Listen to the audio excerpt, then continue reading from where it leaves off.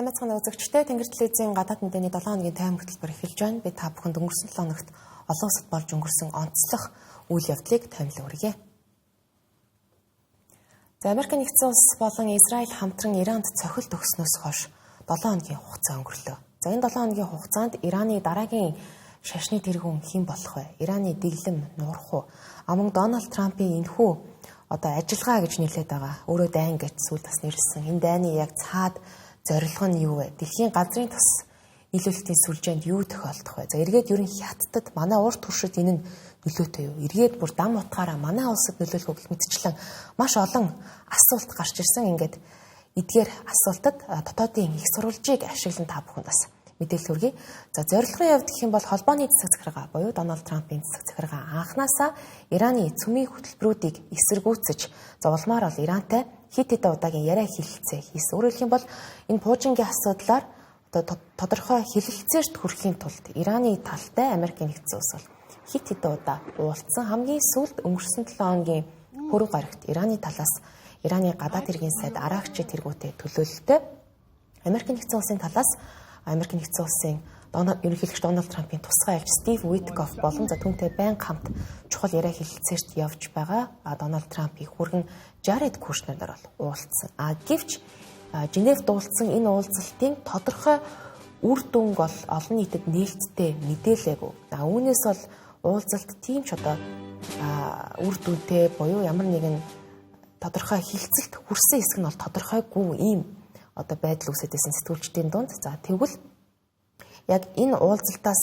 болоод дээрэс нь Дональд Трампын хувьд бол яг энэ Ирантай хийсэн Америк нэгдсэн улсын уулзалт нь маш идэвхгүй Ираны талаас ямар ч хүчин чармайлт гарахгүй байна гэж шүүмжилсний дараагаар бол яг энэ ажиллагаа эхэлсэн. Өөрөөр хэлэх юм бол Дональд Трамп Ираны талаас эдгээр хэлэлцээрт хүчин чармайлт гаргахгүй байгаа учраас мөн Ирантай хамт ерөн цөмийн хөтөлбөр тодорхой үр дүнд хүрхгүй гэж харж байгаа учраас бол ямар ч эргэлзээгүйгээр бол энэ хүү ажиллагааг эхлүүлсэн гэж харж болохоор байгаа. За гэхдээ Америк нэгдсэн улсын яг үүндээ гадаад бодлогын нэг хэсэг нь өөрөө маш юм шийдэмгий байгаа учраас төлөвлөөгүйгээр урьдчилан төлөвлөжсөн нэгэнт Ирантай ямар нэг яриа хэлэлцээрт угаасаа хүрэхгүйгээр энэ дайныг бол хэдийн бэлтгэжсэн байсан гэж бол шинжээчд харж байгаа.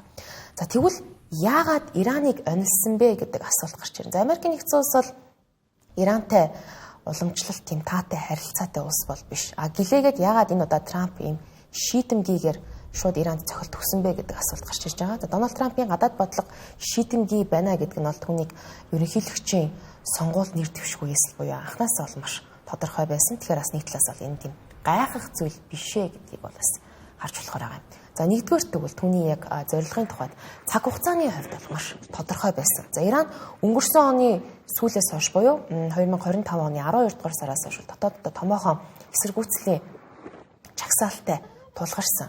За Иранд 2022 онд хамгийн сүүлд одоогоос 4 жилийн өмнө Махсан Амини хэмээх курд эмэгтэй хижаб буюу толгойн гэвлүүр олон нийтийн газар зүүгээгүйгээсээ болоод Ираны цагдаа нарт баригдаж явах хугацаанд маш хэцүү нөхцөлд зодуулан нас орсон хэрэг гарсан. Үүнээс болоод Иран даяар бол маш том жагсаал өрнсөн. Харин сая болсон жагсаал бол саяын Махсан Аминигийн жагсаалаас хойш болсон хамгийн том жагсаал гэж тооцогдож байгаа. Гэхдээ энэ хугацаанд Иран дотооддоо дэглэмж эсэргүүцсэн өөрчлөм олон шалтгаанаар маш олон жижиг жагсаалууд ч бас энэ талаарх мэдээлэл бол Иран маш хаалттай байгаа учраас төдийлөн олон улс бол мэдж чадаагүй. За энэ удаагийн жагсаалын тухайд эдийн засгийн хямралаас үүдсэн Ираны өргө хэрэглээний барааны дэлгүүрүүдэд ургамлын тоснаас ахуулаад үндсэн хүний хэрэглээний бүтээгдэхүүн хүнсний бараа бүтээгдэхүүнүүд бол маш үнэтэй болж Ираны мөнгөнд тэмдэгт нь өнгүүдэж эхэлсэн. Үүнээс болоод эдийн засгийн хямралд өртсөн ард иргэд нь ийхүү жагсаалыг эхлүүлж энэ нь яванда залуучуудыг хамарсан шашны дэглэмийн эсрэх томоохон жагсаал болж хувирсан. За яг энэ жагсаалаас болоод хэдэн хүн нас орсон бэ гэдэг тодорхой тоо баримт бол маш ойлгомжгүй байгаа. За Ираны засгийн газрын зүгээс 2026 оны энэ оны 1 сарын 25-ны байдлаар энэ жагсаалаас болоод 3117 хүн амь насаа алдсан гэж мэдээлсэн бол гадны хэвлэлүүдийн мэдээлж байгаагаар дотоодын их сурвалжуудаас нь мэдээлж байгаагаар бол үүнээс даруй 10 дахин илүү буюу 36500 хүн амь насаа алдсан гэх ийм мэдээлэл гараад байгаа. За энэ жагсаал болж их үеэр Иран даяар интернет, сүлжээ бүх зүйлийг тог цахилгааны хүртэл хаасан байсан учраас бол яг олон улсыг Иран дотооддоо юу болж байгааг мэдэх боломжгүй байсан. Гэхдээ ер нь дэлхийн түүхний ихэнх чагсаалууд яг эдийн засгийн хямралаас болж туйл заар дээр эдийн чагсаал бол илүүтэй ийм хүчирхийлэлтэй байж газар их авах те өргөн үрэг хамрах болцсгүй байдаг учраас энэ удаагийн Ираны эдийн засгийн хямралаас үүдсэн чагсаалж гисэн гэж хашны дэглэмийн эсэргүүц хүртлээр маш том хэмжээний хүчирхийлэл дагуулсан олон хүний цуцурсгасан чагсаал болсон гэж олон улсын хэвлэлд мэдээлжсэн. Тийм учраас Иранд дотооддоо ч гадааддаа ч эмх замбраагүй байдал үүсчихсэн, эмзэг болчихсон байсан учраас Америк нэгдсэн улсын хувьд бол дайрахад маш тохиромжтой цаг үе байсан гэж бол харж байгаа. За тэгвэл хоёрдугаарт Орос Украины дайныг ашиглаад Америк нэгдсэн улсын хувьд барууны эсрэг холбоотнуудаа нэг мөсөн дарж авах бас цаад зорилго байсан болов уу гэдэг үнцэг байна. За Америк нэгдсэн улс Украины дайныг дуусгахаар одоо цэг тавихаар ажиллаж байгаа. Оросын албаны улс болон Украины төлөөллүүдийг хамттан нэг ширээнд суулгаад 20 заалт бүхий инхий санаачлагыг бол дэвшүүлж байгаа. За талууд хэд хэдэн улсад бол яриа хэлцээгээ хийгээд явж байна. За Дональд Трампын хувьд гэх юм бол Байденыг ботход анханасаа энэ дайнд одоо 24 цагийн дотор хэрвээ ерөнхийлөгчөөр дахин сонгогдох юм бол цэг тавина гэж бол хэлж ирсэн. За хэдий 24 цагийн дотор цэг тавьж чадаагүй ч гэсэн одоо хүртэл хийж байгаа санаачлаг оролдлогоудаас нь бол ямар ч байсан энэ дайныг дуусгахын нэрмэлцэлтэй яралтай шийдэмгийгээр бас хандж байгаа нь харагдаж байгаа. Гэвч Оросын албаны улсын талаас Дональд Трампыг Байденыг ботход илүү одоо Украиныг тийм дэмжсэн байр суурьтай биш, яг шийдэмгийн нэг талыг барьсан одоо байдлаар хандах учраас илүү одоо магадгүй Оросын албаны улсын талд ч юм уу те ингээд хурдан дуусгах байхаа гэж бодож исэн. Гэтэл Америкийн нэгдсэн улс өнгөрсөн одоо энэ оны 1 сараас хойш Венесуэл за ингээд одоо Иран руу ийм шийдэмгийн бодлого хийж байгаа нь эргээд Оросуудыг одоо Оросын талыг бол ийм дилеммад эргэлзээд оруулж байгаа гэж судлаачид харж байгаа. Өөрөөр хэлэх юм бол Америкийн нэгдсэн улс өөрсдийнх нь тал биш, ер нь яаж ч магадгүй байна.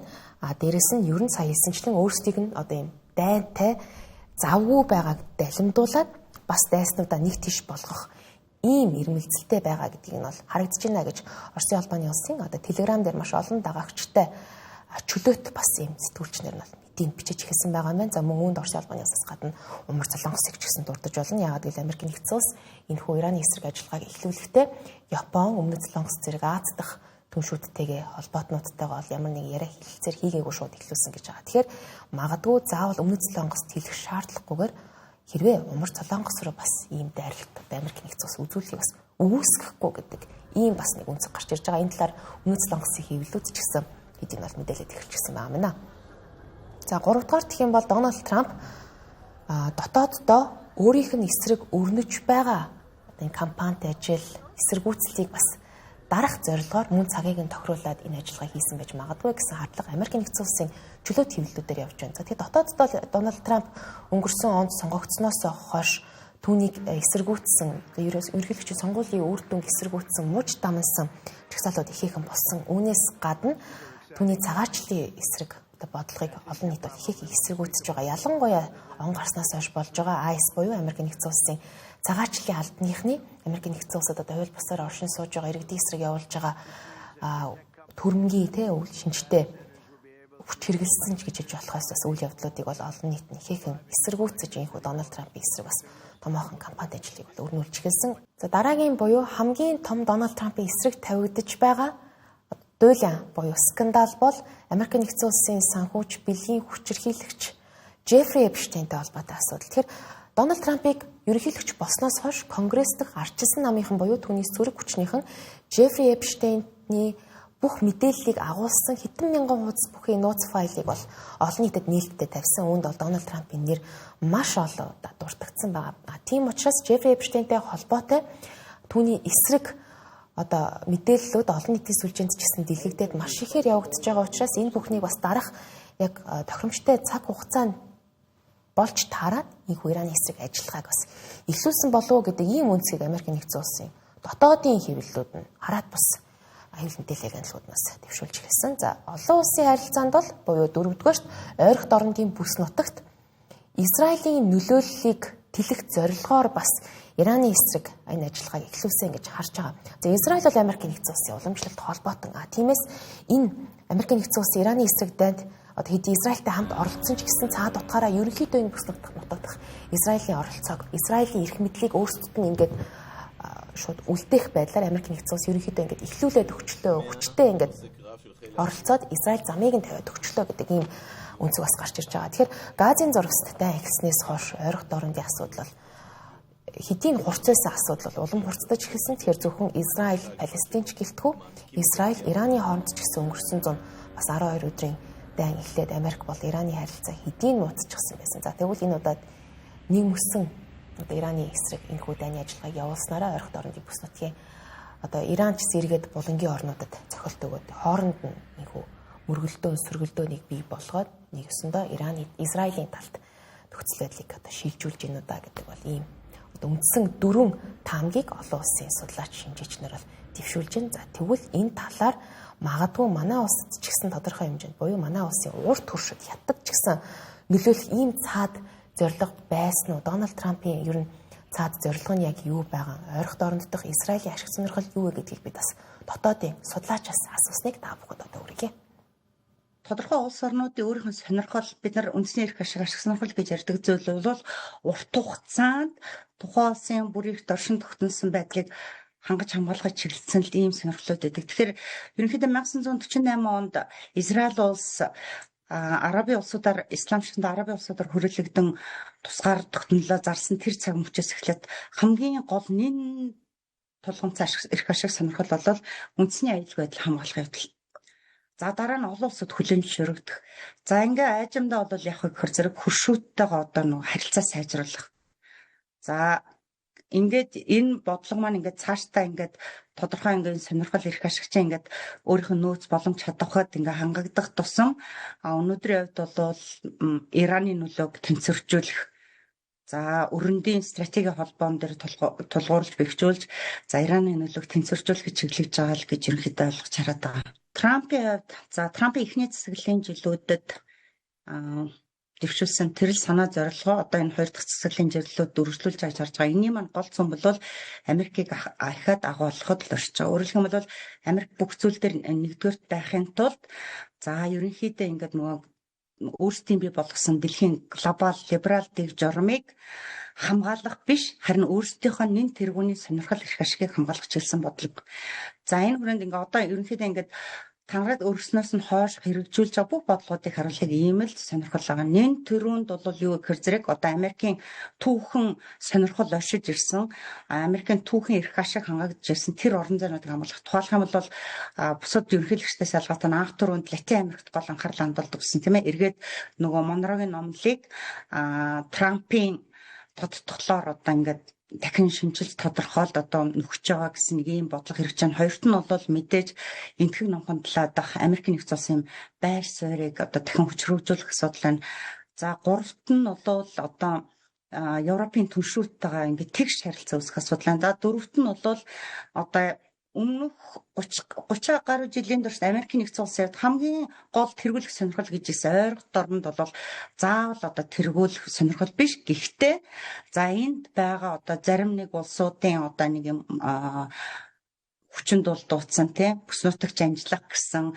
За энэ хүрээнд ингээ өөрийнхөө газрын дос байгалийн гих мэтлэнгээр нөөцөөр далаалгаж эсвэл тодорхой нэг орон зай ашигтай одоо стратегийн ач холбогдол бүхий нутаг дэвсгэрүүдээр ерөнхийдөө бүс нутагч амжлах гэсэн тэр ордлогыг таслан зогсооно гэсэн энэ сонирхлын хүрээнд л хэрэгж байгаа гэж ерөнхийдөө ойлгоод байгаа. Тэгэхээр Трампын хувьд бол ерөнхийдөө өөрийнх нь дайн гэж нэрлээд байгаа. За энэ бодлогын маань цаад сонирхлын хувьд бол хятад эсрэг чиглэж байгаа гэж ойлгож байна. Яг энэ бүс нутагт хэрэгжүүлж байгаагийн хувьд бол өөрийнх нь хэлсэн үгүүд дээр хэлсэн. За ерөнхийдөө бол яг гэхэр зэрэг Иран дахь дэглэмийг өөрчлөх. За нөгөө талаас яг ингээд Америкийн 2025 оны өөрийнх нь одоо засаг захиргааны боловсруулсан үндэсний аюулгүй байдлын стратеги талаас харах юм бол за Америкийн нэгдсэн улсын эдийн засгийн хүч чадах нөлөөг нэмэгдүүлэх. Тухайлбал жишээлх юм бол одоо гэдэг яг энэ ойрхон дорнодын нөхцөл байдлаас шалтгаалаад Америк нэгдсэн улсын гол дэлхийн одоо нефтийн том магнат компаниудын дэлхийн эдийн засгт үзүүлэх нөлөөлөл огцон өсөөд төдий чинээгээр Америкийн эдийн засгт ашиг авчрах, Америкийн компаниудад ашигтай байх нөхцөлийг хангахын төлөө л ийм бодлого хэрэгжээд байгаа болов гэсэн юм дүр зураг ерөнхийдөө хэлэхээр энэ да. Трамп анхнаасаа сонгуулийн кампанид ажиллах үеэрч ерөнхийлөгчийн тангараа өргөөд ингээд үндэсний аюулгүй байдлын стратегийг 2022 оны 11 сард Америк нэгдсэн улсын батлагтаа ч юу гэж хэлсэн бэ гэхээр бид нар юу хүсээд байна гэдэг дээр бол маш тодорхой сонирхлуудад тодорхойлсон юм. Тухайлх юм бол ертөнцийн баруун бөмбөрцгийг бол бид нар өөрсдийнх нь нөлөөнд буцааж авнаа.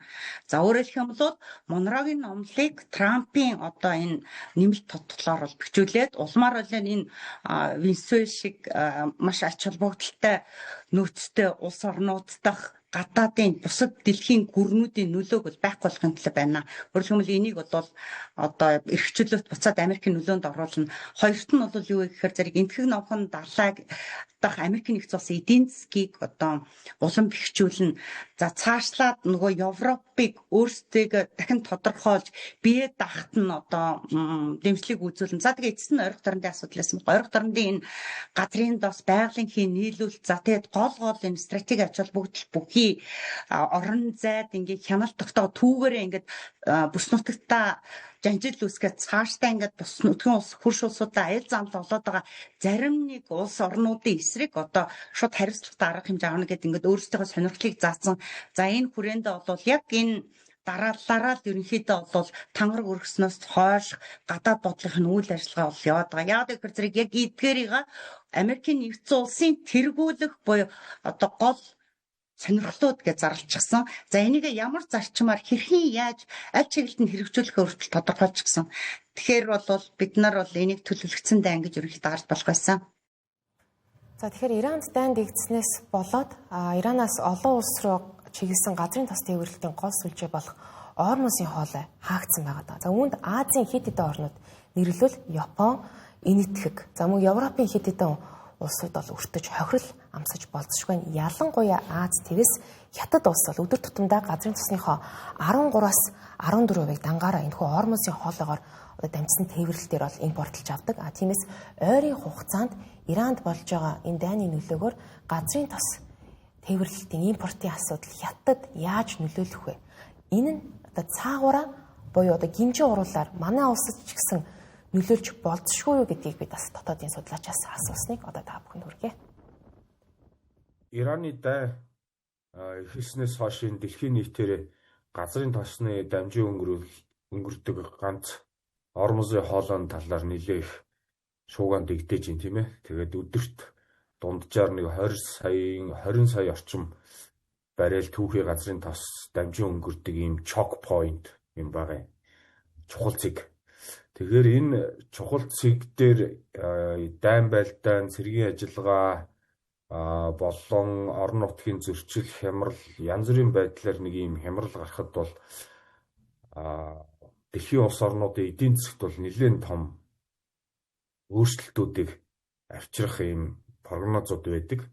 Тэгээ 2025 оны байдлаар энэ Будапешт Хятад ард улсын үндэсний статистикийн хорооны тайлан дээр бол дотоодын нийт бүтээгдэхүүний 140 орчим их 80 юань гэж байгаа юм.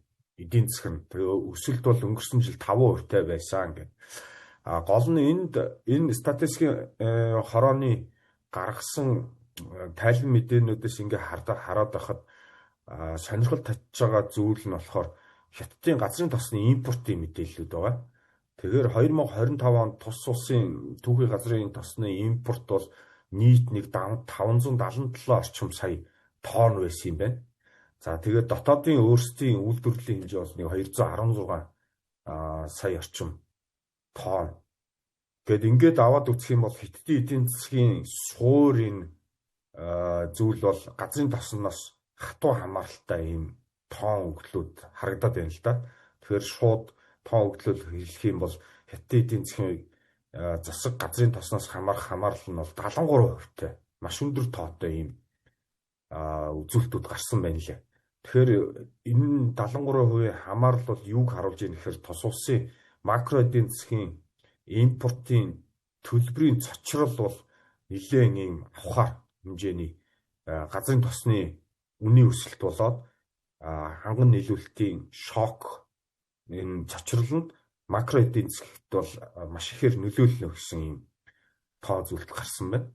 Тэгээд энэ дээр бас 2025 оны газрын тосны үн болон хэмжээг нь ингээд дунджаар аваад үзээд цочрол 3 болон 12 сард 3-аас 12 сар нөлөөлөхөд яах вэ гэсэн бас нэг тооцооллууд зарим судлаач нар гаргацсан байна.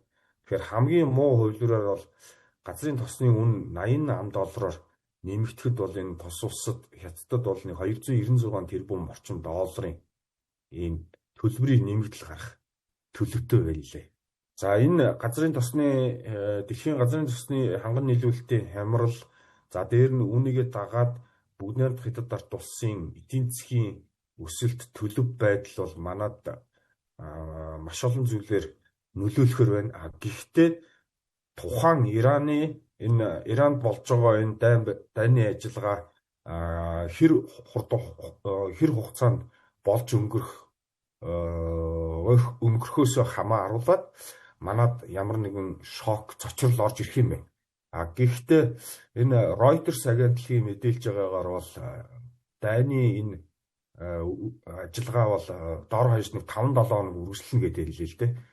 Тэгэхээр манад бол хамгийн эхлээд Оросын холбооны усаас хамааралтай шок цочрол бол орж ирж болзошгүй гэж хүмүүс их таамаглаад исэн. Гэхдээ миний бодлоор бол саяхан Монгол Оросын засгийн газар хоорондын комиссийн хурлаар манай Эрдэс соёлын яамны сайд Дандин очоод хилцээрд ороод ирэхдээ бол 2027 он хүртэл шатхууны үн болоод нийлүүлэлтээр ингээд тохироо хийчлээ гэсэн байна. Тэгэхээр би Оросын холбооны улсын талаас манайх нийт шатхууныхаа 96%-ийг авдаг учраас энэ үнийн шок бас энэ гэрээ хилцээр яг ингээд мөрдөгдөд явж байгаа тохиолдолд бол нэг сөрөг нөлөө үзүүлэх байх гэж бодож байна. Харин бүгдээр хятад ард улсын хувьд бол энэ дайны ажиллагаа бол нэлээд сунжирсан төлөв байдалтай байх юм бол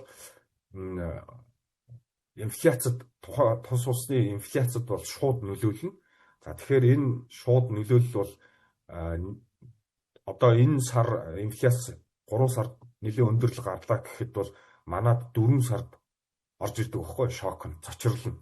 Тэгэхээр манад бол энэ гадаад худалдааны цэнцэл дээр ингээд экспорт импортын харьцааг харахаар нэг өргөн хэрэглээний бараа бүтээгдэхүүний 40 орчим хувь бол бүгд хятадд болж улс болон бусад улсаас хамааралтай байдаг. Тэгэхээр манай энэ эдийн засгт бол нэлээд цочрол авчрах боломжтой юм нөхцөл байдал үүсчээд байна л да. Ираны дайн хүү дахиад сар гаруй хугацаанд үргэлжилж болцсохгүй байгаа. Тэгэхээр энэ дайн дууссаны дараа Ираны дэглэм нуурах уу? За мөн дараагийн удирдагч юм байх вэ гэдэг бас олон одоо асуулт үүсэж байна. Тэгвэл Ираны дэглэм тухай уунахын асуудал олон улсын анхаарлын төвд ороод байгаа энэ цаг үед хэдий Аятолла аль хаменыг устгасан ч гэсэн дараагийн удирдагчийг сонгодгоороо сонгоод Ираны дэглэм бол тиймч амархан унахгүй гэдэг байр суурийг бол маш олон улсын судлаач нар дэвшүүлж байгаа. За түүнчлэн Иран дотроо бас энэ дайны талаар ард иргэдний хуваагдмал байр суурьтай тодруулах юм бол нэг хэсэг нь одоо удирдагчийг нь дээд удирдагчийг нь устгасан бол гашуудан харамсаж байгаа гэдгээ илэрхийлж төрийнхэн телевизээр хүртлийн талаар гарсан бол нөгөө тал нэг ялангуяа дэлхийд даяар оршин сууж байгаа иранчууд дэглэмийн энэ томоохон одоо удирдагчийг устгаж өгсөнд Америкийн нэгдсэн улсад баярлалаа гэдгээ илэрхийлж Иран одоо бараг хэдэн 10 жилийн дараа энэ хүн одоо дэглэмээсээ салж магадгүй байна гэж одоо баярлаж хөртөлж байгаа иймэрхүү бичлэгүүд ч гэсэн олон нийтийн сүлжээнд бол ихээр цацагдж байна. Гэхдээ энэ бол дайн эцсийн дүндээ тийм учраас дайнаас хамгийн ихээр хохирж байгаа хүмүүс бол ингийн иргэд хүүхдүүд байгаа. За хамгийн сүүлд гэхэд Иран дахь сургуульд Америкийн нэгдсэн улс болон Израилийн хамтарсан одоо агарын цохилт өгснөөс болоод 168 хүн амь насаа алсны дийлэнх хүүхдүүд байна гэсэн юм харамсалтай мэдээлэл байгаа. Үзэгч та бүхэнд өнгөрсөн 7 хоногт Иранд болсон үйл явдлын талаарх мэдээллийг дотоод их сурвалжуудын мэдээллийн хамтаар танилцуулан хүргэлээ. Би та бүхэнд дараа 7 хоногт бүгд найрамдах хятад ард улсад болж байгаа ардын хурлын талаарх мэдээллийг танилцуулах болно.